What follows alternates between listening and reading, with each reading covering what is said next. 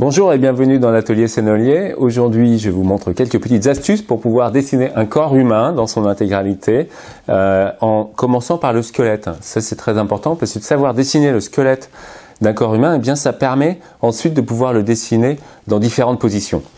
Alors, tout d'abord, on dessine évidemment la boîte crânienne en partie supérieure,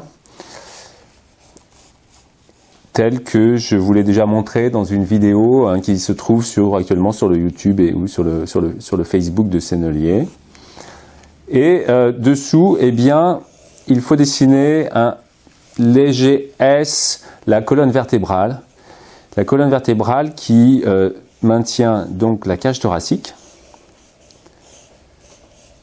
La cage thoracique, qui est un peu plus large à sa base. Sur la cage thoracique, il y a les clavicules. Et donc, sous la cage thoracique, le bassin. Et savoir dessiner le bassin, puis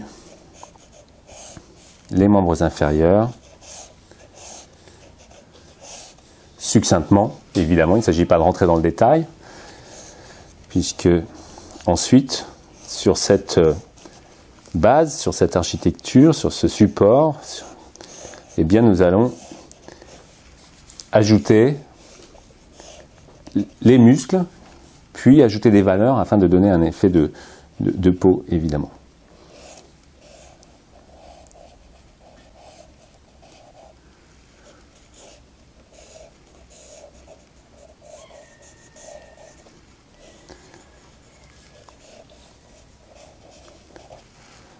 Voilà, donc le squelette est en position. Sur ce squelette, je vais pouvoir ajouter les muscles.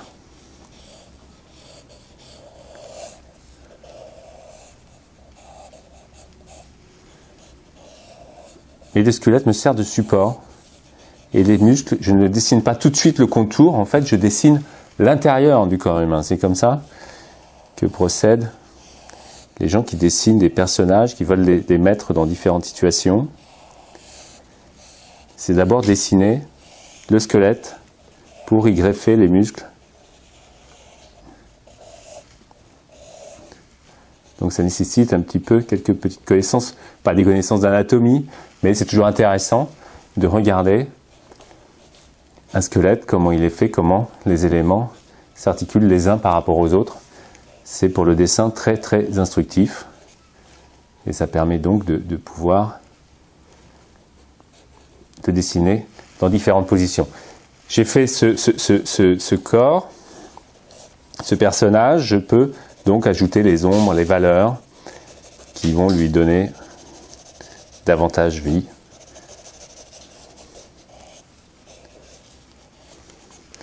Si je veux donc le dessiner assis, eh bien c'est exactement le même principe.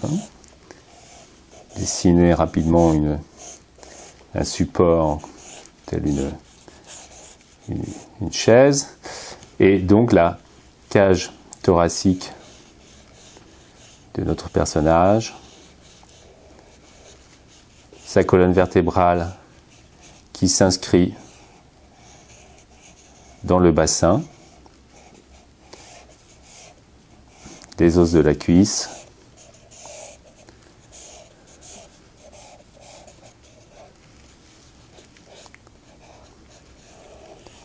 et la boîte crânienne.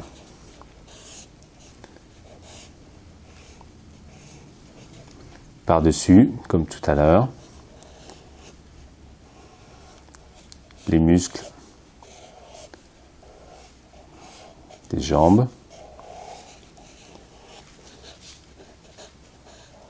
des épaules, des bras, qui viennent se greffer sur le squelette que j'ai préalablement mis en situation. Voilà, j'espère que cette vidéo vous a plu, et puis bien, si tel est le cas, n'hésitez pas à commenter, à liker et à partager. Merci, à bientôt.